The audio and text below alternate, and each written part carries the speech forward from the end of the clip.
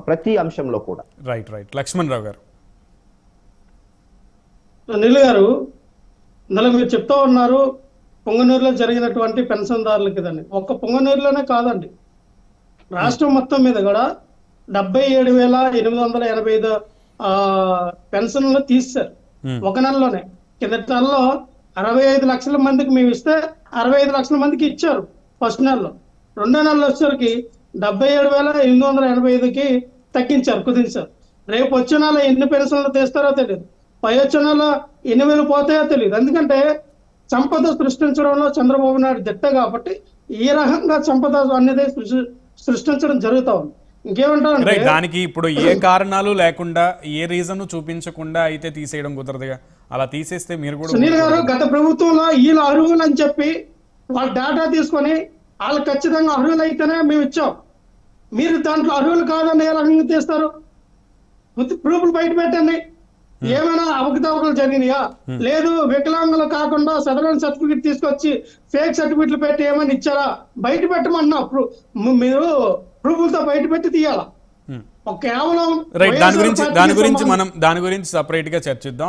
అది సపరేట్ పెద్ద టాపిక్. ఎందుకంటే దగ్గర దాదాపు మీరు కొన్ని వేల మంది పెన్షన్లు ఆపేశారని చెప్పారు కాబట్టి దాని గురించి అంటే ఖచ్చితంగా ఏదైతే ఇప్పుడు గతంలో జరిగినటువంటి స్క్రూటినీ ఏదైతే ఉంటుందో అదే స్క్రూటినీలో భాగంగా ఈసారి ఉన్నటువంటి అప్డేషన్లో అంటే ప్రభుత్వాలు మారే కొద్దీ పెన్షన్లు ఇవ్వడము పెరుగుతుంది, తగ్గించడం అనేది ప్యారలల్గా జరుగుతూ ఉండేటువంటి అంశమే. సో అది ఖచ్చితంగా మనం మాట్లాడదాం. అందులో లోటుపాట్లు ఏంటి, అసలు ఎవరి దగ్గర ఎవరెవరు తీసుకోకుండా ఉండవలసిన వాళ్ళు తీసుకుంటున్నారు అనేవి కూడా బయటకు వచ్చేటువంటి అవకాశం ఉంటుంది లక్ష్మణరావు గారు. అది వేరే మాట్లాడదాం. కానీ ఇప్పుడు వంశీ గారి గురించి, వల్లభనేని వంశీ గారి టాపిక్ మీద మనం స్టిక్ ఆన్ అయి ఉంటే, వంశీ గారి విషయంలో ప్రభుత్వం చట్టపరంగా న్యాయపరంగానే వెళ్తుంది. అక్యూజ్డ్ 71గా ఉన్నటువంటి వ్యక్తిని కూడా ఛార్జ్ షీట్ ఫైల్ చేసేటప్పుడు కోర్టు ముందు సమర్పించాలి కాబట్టి, కోర్టు ముందు ఆయన్ని హాజరుపరచాలి కాబట్టి, సో ఆయన్ని ఆ రకంగానే సెర్చ్ చేస్తున్నాం. అసలు ఆయన ఎక్కడ ఉన్నారు అనేది ఇప్పటికీ కూడా తెలియకపోవడం ఏంటి, దీనికి ఆంతర్యం ఏంటి? వంశీ గారే అసలు ఇదంతా సంబంధం లేదు అనుకున్నప్పుడు వంశీ గారే డైరెక్ట్ గా రావచ్చు కదా బయటికి. సునీల్ గారు, అసలు రెడ్ బుక్ పెట్టడమే తప్పు. ఇది భారత రాజ్యాంగానికి రెడ్ బుక్ కి సంబంధం లేని విషయం అని చెప్తున్నారు. చెప్తాను, మీకు పాయింట్ కి వస్తున్నా సునీల్ గారు, పాయింట్ కి వస్తున్నా. మీరు అనే పాయింట్ కి నేను వస్తాను. అంటే రెడ్ బుక్ పెట్టడమే తప్పు. దాంట్లో అధికారుల్ని కిందసారి ఉన్నటువంటి ఎమ్మెల్యేలు, మాజీ ఎంపీలని కానీ ఆ ఎమ్మెల్యేని టార్గెట్ చేసి ఆ బుక్ లో రాయడం తప్పు. ఎందుకంటే ఇగో ఈ బుక్ లో మీ పేర్లు రాసాము, మేము అధికారంలోకి వచ్చిన తర్వాత మీ అంతు తెలుస్తాం అంటే అర్థం ఏంటి? చట్టం మీ చేతిలోకి మీరు తీసుకుంటున్నారు, మీరు బెదిరిస్తూ ఉన్నారు అంటే ముందు లోకేష్ గారి మీద కేసు పెట్టి ఆయన జైల్లో వేయాల. ఇవన్నీ ఆ రాజ్యాంగానికి వ్యతిరేక చర్యలు కాబట్టి ఆయన జైలు వేయాల. ముందు మీరెవరు బెదిరించడానికి లేదు. పాయింట్ ఒక్కటి సబ్జెక్టు కరెక్షన్ లక్ష్మణరావు గారు, ఒక్కటి సబ్జెక్టు కరెక్షన్. ఆయన ఎప్పుడు మీరు అంటే చట్టపరంగా న్యాయపరంగా లేదంటే వ్యవస్థీకృతంగా ఎవరైతే వాళ్ళ చేతుల్లో ఉన్నటువంటి పనిని చేయకుండా తాత్సారం చేస్తూ లేదంటే అధికార పార్టీ అండదండలతో ఏమైనా అన్యాయంగా చేస్తే గనక వాళ్ళ పేర్లు మెన్షన్ చేశామని చెప్పారు. అలాగే నాయకులు కూడా దోపిడీలకి దాడులకి సంబంధించి వాళ్ళ పేర్లు మెన్షన్ చేశామని చెప్పారు. కానీ మీరు ఈ ప్రభుత్వంలో ఇది చేశారు అందుకే మీ పేరు మెన్షన్ చేశామని ఎక్కడా కూడా లోకేష్ గారు ఈ మాట చెప్పాలి. అసలు బుక్ లో రాయకూడదండి, నోట్ చేయకూడదు. మీరు అధికారంలోకి వచ్చిన తర్వాత ఇప్పుడు ఆంధ్రప్రదేశ్ లో రెడ్ బుక్ మొన్నటి దాకా నోట్ చేశారు. ఇక్కడ ఒక black book, yellow book, red book ఇక్కడ కూడా మెయింటైన్ అవుతుంది. తెలంగాణలో కూడా ఇప్పుడు మెయింటైన్ చేస్తున్నారు, ప్రతిపక్షాలు మెయింటైన్ చేస్తున్నాయి. పాడి కౌశిక్ రెడ్డి గారు ఎమ్మెల్యే మీకు తెలిసే ఉంటుంది. సో ఆయన ఒక ఎల్లో బుక్ లాంటిదో ఏదో మెయింటైన్ చేస్తున్నారు, ఒకళ్ళు బ్లాక్ బుక్ మెయింటైన్ చేస్తున్నారు. సో ఎవరు ఈ ఆదర్శం లోకేష్ గారి దగ్గర నుంచి తీసుకున్నారా లేదా వేరే దేశం నుంచి తీసుకున్నారా అనేది పక్కన పెడితే ప్రభుత్వంలో ఉన్న వాళ్ళు తప్పు చేసిన వాళ్ళ పేర్లు విత్ రీజన్స్తో సహా మెన్షన్ చేసి బయటకు వస్తున్నాయి. ఇప్పుడు తెలంగాణలో అయితే, ఆంధ్రప్రదేశ్లో పేర్లు రాలేదు కానీ బయటికి. సరే సునీల్ గారు, మీరు అన్నట్టుగా వంశీ గారు 71వ నిందితుడు అనే పేరు చేర్చారు, ఆయన మీరు పట్టుకుంటా ఉన్నారు. మరి వైఎస్ఆర్ పార్టీ కార్యకర్తల పైన, మా పార్టీ కార్యాలయ పైన దాడి చేసిన వ్యక్తుల్ని మీరు పట్టుకుంటున్నారా లేదా? మీరు ఎవరిని పట్టుకుంటున్నారు ఇంతవరకు? అంటే మీ పార్టీ కార్యాలయ పైన మీ కార్యకర్తలకి, మీ నాయకులకి ఇబ్బంది కలిగితేనే చట్టం అనేది తన పని చేసుకుంటుందా? మా వరకు వచ్చారికి ఈ చట్టం పనిచేయదా? అధికారంలో ఎవరుంటే వాళ్ళకి అనుకూలంగానే ఈ చట్టసభలు ఈ న్యాయ వ్యవస్థలు పనిచేస్తాయా? శేషు గారిని అధికారం అడుగుదాం. లేకపోతే ఈ న్యాయ వ్యవస్థలు కానీ చట్టాలు కానీ పనిచేయవా? మొత్తం మా కార్యాలయాలు పగలగొట్టారు కదా, మరి ఎంతవరకు వాళ్ళ మీద చర్యలన్నీ తీసుకోవాలా? పొలుగుపాటి శ్రీనివాసరావు గారు రైట్. అంటే ఇప్పుడు JCP కాదు complaint చేస్తే లక్ష్మణరావు గారు, వైసీపీ పార్టీ అధికారంలో ఉన్నప్పుడు తెలుగు రాష్ట్రాల ప్రజలు, 2 తెలుగు రాష్ట్రాల ప్రజలు చాలా ఆశ్చర్యచకితంగా చూసినటువంటి పరిస్థితి, అబ్బురిపోయారు. ఎందుకంటే డీజీపీ పార్టీ, స్వయంగా డీజీపీ కార్యాలయానికి సంబంధించి కోతవేడు దూరంలో ఉంది టీడీపీ సెంట్రల్ కార్యాలయం. అందులోకే అద్దాలు ధ్వంసం చేసి, ఎన్టీఆర్ విగ్రహాన్ని ధ్వంసం చేసి, ఆ ప్రధాన కార్యాలయాన్ని మొత్తాన్ని కూడా ధ్వంసం చేసి, ఉన్న వాళ్ళ మీద దాడులు చేసినటువంటి విజువల్స్తో సహా బయటకు వచ్చిన సందర్భంలో డీజీపీ కూడా దానికి సంబంధించి సరిగ్గా రెస్పాండ్ అవ్వని పరిస్థితులు కూడా గత ప్రభుత్వంలో చూసాం. మీరు ఒకసారి గుర్తుపెట్టుకోవాలి, అప్పుడు మీరు జనసేనలో ఉన్నారు. సునీల్ గారు అప్పుడు కూడా కేసుపై ఎవరైతే వెళ్ళారో వాళ్ళ మీద దాడికి పాల్పడిన వాళ్ళ మీద మా యొక్క ప్రభుత్వం చర్యలు తీసుకుంది, కేసులు పెట్టారు వాళ్ళ మీద. మరి ఇప్పుడు వరకు ఎందుకు వేట కొనసాగుతోంది? ఇప్పుడు ఎందుకు వేట కొనసాగుతోంది వాళ్ళ గురించి?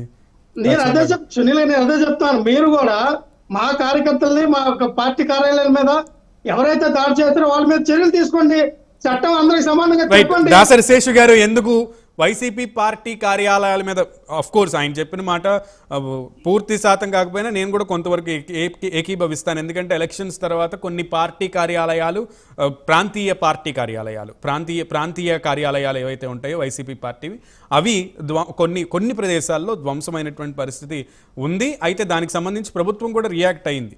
సో సంయమనం పాటించాలని కార్యకర్తలకు కూడా పిలుపునిచ్చింది. కానీ దానికి సంబంధించిన యాక్షన్ ఏం చేశారు, యాక్షన్ ఏం తీసుకున్నారని లక్ష్మణరావు గారు ప్రశ్నిస్తున్నారు. ఏం చెప్తారు శేషు గారు?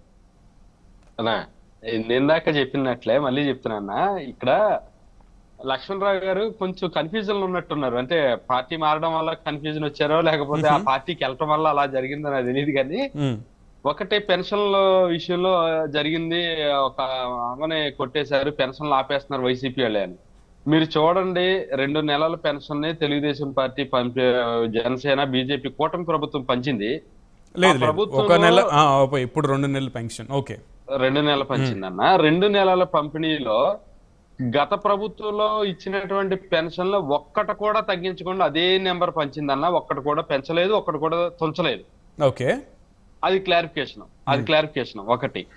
రెండోదన్న, లోకల్ బాడీ ఎలక్షన్స్ లో కనీసం నామినేషన్ కూడా ఇవ్వకుండా బీజేపీ వాళ్ళని కానీ, జనసేన వాళ్ళని కానీ, టీడీపీ వాళ్ళని కానీ, మిగతా వాళ్ళని కానీ పరుగులెత్తిచ్చి కొట్టించి అసలు నామినేషన్ పేపర్లు చించేసి చాలా దారుణమైనటువంటి దాడులు చేసి అసలు ఎలక్షనే లేకుండా 90% మనం నెగ్గేసాం అన్ని చోట్ల అని చెప్పేసానని ముఖ్యమంత్రి గారే, వాళ్ళ పార్టీ ముఖ్య అగ్రనాయకులందరూ కూడా సంకల్పం కొట్టుకుని అసెంబ్లీలో కూడా అంతా మనమే ఉందని మాట్లాడిన సందర్భాలు మనం చూసినాం. అంటే దాడులు ఏ రకంగా జరిగినాయి, ఏ రకంగా చేసింది అనేదని చెప్తున్నాను. ఇప్పుడు అక్కడక్కడ ఒకటి జరిగింది, ఎక్కడ జరిగినాయి అన్న, మాచర్లో జరిగింది, పొంగనూరులో జరిగింది, ఆ ఏరియాలో. అంటే ఎందుకు జరిగినాయి అక్కడ? ఒకటి, తెలుగుదేశం గాని, బీజేపీ గాని, లేదా జనసేన గాని 5 ఏళ్ల పాటు కనీసం మనుషులు బయట కూడా తిరగకుండా చాలా దారుణంగా బిహేవ్ చేసినటువంటి ప్రాంతాల్లో అక్కడ స్థానికంగా ఉన్నటువంటి ఎవరైతే మిగతా వాళ్ళు ఉన్నారో వాళ్ళు రియాక్ట్ అయినటువంటి పరిస్థితి ఉంది. అధికారం ఎల్లకాలం మీకే ఉండదో, మారుతుంది, ప్రజా తీర్పు ఎప్పుడు ఒకలా ఉండదని చెప్పడం కోసం రియాక్ట్ అయిన దాని మీద కూడా గౌరవ ముఖ్యమంత్రి గారు కానీ, గౌరవ ఉప ముఖ్యమంత్రి గారు కానీ ఎవరో కూడా మీరు ఇష్టారీతుల అధికారం ఉంది కదా అని చెప్పని వాళ్ళు చేసినట్టుగా మనం చేస్తే అది నా ఓడైనా సరే ఉపేక్షించేది లేదు, మొహమాటం లేకుండా చర్యలు తీసుకుంటానని చీఫ్ మినిస్టర్ గారు అసెంబ్లీలో స్టేట్మెంట్ ఇచ్చారు. నెంబర్ 1. దానికి ఇంకో స్టెప్ ఫార్వర్డ్ అయ్యి ఉప ముఖ్యమంత్రి గారు కూడా ఏమన్నారు, పవన్ కళ్యాణ్ గారు, ఈవెన్ అధ్యక్ష నేను తప్పు చేసినా కూడా నా మీద చర్యలు తీసుకుని దానికి ఏమో మొహమాటం లేదని చెప్పారు. అంటే ఇంత క్లియర్ కట్ గా అదేదో బయట ప్రెస్ మీట్ లోనో, బహిరంగ సభల్లోనో, పార్టీ మీటింగ్ లో చెప్పింది కాదండి. దేశం అంతా చూస్తున్నటువంటి, రాష్ట్రం అంతా చూస్తున్నటువంటి ఒక గౌరవ సభ అసెంబ్లీలో చెప్పారు. అసెంబ్లీలో చెప్పిన మాటకి ఎంత శాంటిటీ ఉంటుంది, ఎంత కాన్స్టిట్యూషనల్ వ్యాలిడిటీ ఉంటుంది అనేది మనకు తెలుసు. ఎవరైనా ఒక మాట నోరుజారు అన్నా కూడా ఆన్ రికార్డు ఉండిపోద్ది కాబట్టి రికార్డులోంచి తొలగించాలని మనం కూడా అది మాట్లాడుతూ ఉంటారు. అంటే అలాంటి ఆన్ రికార్డు ఇద్దరు నేతలు కూడా చెప్పినటువంటి విషయం, ముఖ్యమంత్రి గారు కానీ, గౌరవ ముఖ్యమంత్రి గారు కానీ, ఉప ముఖ్యమంత్రి గారు. రెండోది ఏంటంటే, ఏదైతే ఇందాక నుంచి వీళ్ళకి రెడ్ బుక్ అనేది అర్థం కాలేదు. జనసేన నాయకుడు వివేక్ గారు చెప్పారు, అంతకుముందు నేను చెప్పాను, మీరు చెప్పారు, మళ్ళీ నేను చెప్తున్నాను. ఎవరైతే సర్వీస్ రూల్స్ కి అనుగుణంగా పనిచేయకుండా, ఎవరైతే కాన్స్టిట్యూషన్ ఆఫ్ ఇండియా ఏదైతే రూల్స్ ఉన్నాయో, ఆర్టికల్స్ ఉన్నాయి, వీటికి అనుగుణంగా పనిచేయకుండా సొంత పెత్తనం చేసి చట్టాన్ని వాళ్ళ చేతుల్లోకి తీసుకుని చట్టాన్ని దుర్వినియోగం చేసి ఎవరైతే ఇబ్బందులు పెట్టారో హింసలు మీరు విన్నారో లేదో పాయింట్, అసలు ఫస్ట్ లక్ష్మణ్ రావు గారు చెప్పింది ఏంటి, ఫస్ట్ లోకేష్ గారిని అరెస్ట్ చేయాలి అనేది ఆయన చేసినటువంటి కామెంట్. అంటే నాకు అర్థమైందన్న దాని మీద ఎందుకు నేను పోవట్లేదంటే సహజంగా నేను చాలా డిబేట్లు చూస్తున్నాం కదా, వీళ్ళందరితో ఒకటే క్యాసెట్ అన్న, వాళ్ళకి ఎక్కడో మొత్తం మీద అందరికీ దగ్గర ట్రైనింగ్ ఇస్తారు, అరే అవతల మీరు ఏం మాట్లాడి మీకు ఏం సంబంధం లేదు మీరు ఇవే మాట్లాడండి అనేది చెప్తారు, అసలు సంబంధం లేకుండా మాట్లాడతారు. లోకేష్ గారిని అరెస్ట్ చేయాలి కరెక్టే, లోకేష్ గారు పాదయాత్ర చేస్తున్నాడు, ఎన్ని కేసులు పెట్టారన్నా గుంటూరులో రమ్య అనేటువంటి బాలిక ఆ హత్యాయత్నానికి గురై చనిపోతే పరామర్శ పోతే ఆ రోజు ఎంత దారుణంగా తిప్పారు, అదే మొత్తం వీళ్ళందరినీ కూడా ఎంత దారుణమైనటువంటి పరిస్థితులు అంటే సెంట్రల్ ఆఫీస్ ఇందా మీరు చెప్పారు ఇవన్నీ కదండి. అసలు ఫస్ట్ లో తీసుకుంటే గనక ఒక మాజీ ముఖ్యమంత్రి ప్రతిపక్ష నేత హోదాలో రాజధాని ప్రాంతాల్లో పర్యటన పోతా ఉంటే డీజీపీ గారు చేసిన వ్యాఖ్యలు ఏంటండి, వైసీపీ కార్యకర్తలు దాడులు చేస్తే రాళ్లు గట్ల బస్సుల మీద కిసిరితే భావ ప్రకటన స్వేచ్ఛ హక్కుని ప్రజలు వినియోగించుకున్నారని మాట్లాడారు. ఇంతకన్నా దౌర్భాగ్యం ఏమైనా ఉందా? ఒక Z+ కేటగిరీ ఉన్నటువంటి ఒక ఎన్ఎస్జీ ప్రొటెక్ట్ అయినటువంటి ఒక మాజీ ముఖ్యమంత్రి మీదకి ఆ రకంగా దాడికి పోతా ఉంటే కనీస ఖండం లేకుండా ఆ రకంగా ప్రకటన చేశారంటే ఇంకా శాంతి భద్రతలు రాష్ట్రంలో ఏ స్థాయిలో ఉన్నదనేది అర్థమైంది. ఒకటి కాదు రెండు కాదు 100 ఇన్సిడెంట్లు చెప్పగలం, టైం అంతా దానికి సరిపోతుంది కాబట్టి అందరికీ జరిగిన విషయాల మీద పోను. కానీ ఇందాక 35-40 మందిని మావోళ్ళు చంపేశారని లక్ష్మణ్ గారు అంటున్నారు, ఇంక్లూడింగ్ సాక్షి. నేను అడిగేది ఏంటంటే ఇంక్లూడింగ్ సాక్షి, మీ సాక్షి పేపర్లో అసలు లేని అని ఉన్నట్టు అద్భుతంగా రాస్తారా, ఉన్నాయి లేనట్టు రాస్తారు కదా, ఆ 35-40 మంది పేర్లతో మీ సాక్షిలో ప్రకటించండి. ఆ బేస్డ్ అని సాక్షి తీసుకునైనా మేము వాళ్ళని అరెస్ట్ చేస్తాం. ముఖ్యమంత్రి గారు చెప్పారు ఆ పేర్లు ఇవ్వండి నేను యాక్షన్ తీసుకుంటానని, ఏది సాక్షిలో కూడా ఎందుకు రాయలేదు? రషీద్ అనే కుటుంబం తప్ప, పిన్నెల్లి రామకృష్ణారెడ్డి జైల్లో ఉంటే అక్కడ పోయాడు తప్ప మిగతా మీరు చెప్పినటువంటి ఆ యొక్క 35 కుటుంబాలు మిగతా 34 కుటుంబాల దగ్గరికి ఎందుకు పోలేదు జగన్మోహన్ రెడ్డి గారు? మొన్న ఢిల్లీలో మీరు అంత అడావుడి చేస్తే ఢిల్లీలో నేషనల్ మీడియా వాళ్ళు అడిగారు ఏదండి ఆ పేర్లు ఇవ్వండి అని. అవును, అప్పుడు కూడా చెప్పారు. ఎందుకు సమాధానం దాటివేశారు? దాసరి గారు